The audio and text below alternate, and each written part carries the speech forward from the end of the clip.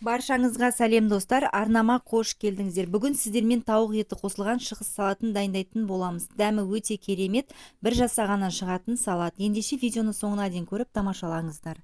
Ең алдымен тауықтың төс етін ірі етіп турап аламыз. Тауықтың еті тез пісетін болғандықтан езіліп кетуі мүмкін, сондықтан ірі етіп кесіп алғандарыңыз дұрыс. Дәл видеодағыдай пішінде турап алып, таза ыдысымызға саламыз.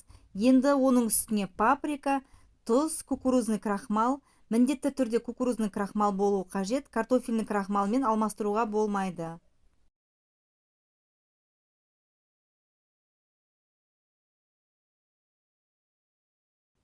Чеснокты терканың майда бөлігінен өткізіп қосамыз, және сұйық май құйып, жақсылап араластырып, бетін жауып 15-20 минутқа холодильникке салатын боламыз.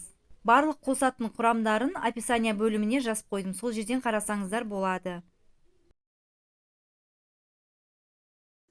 Ендігі кезекте баклажанды алып, видеодағыдай ұшпұрыштап ірі етіп тураймыз.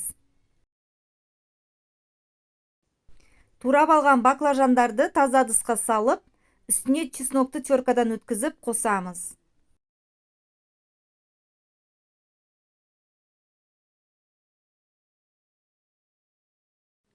Тұз, паприка және де кукурузный крахмал, сұйық майды қосып, қасықпен емес, ыдыспен жоғарыдан төмен қарай шайқап араластырамыз. Сол кезде баклажандарымыз жақсы араласады. Дәл осылай видеодағыдай жақсылап араластырып алыңыздар.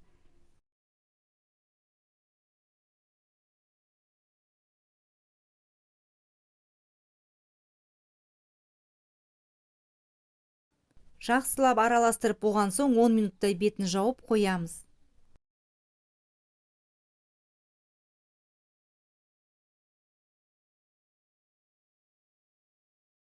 Осы уақытта 20 минут холодильникте тұрған тауықтың төс етін құрғақ табаға салып, бетін жауып, орташа отта 7-10 минут шамасында пісіріп аламыз. Көп ұстамаңыздар.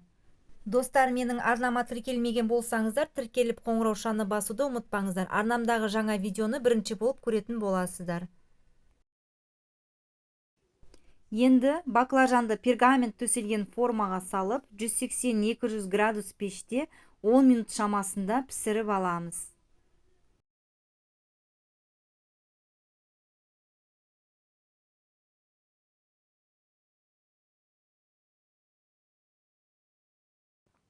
Ендігі кезекте светофор болгар бұрышын жіңішке етіп турап аламыз. Мен сары қызыл түсін пайдаландым. Сіздер кез келген түсін пайдалансаңыздар болады. Өте майда етіп тураңыздар. Егерде сіздерде ащы бұрыш болса, майда етіп қосып жіберсеңіздер болады. Өте керемет дәм береді. Көк пиязды ұзынша етіп турап қосамыз.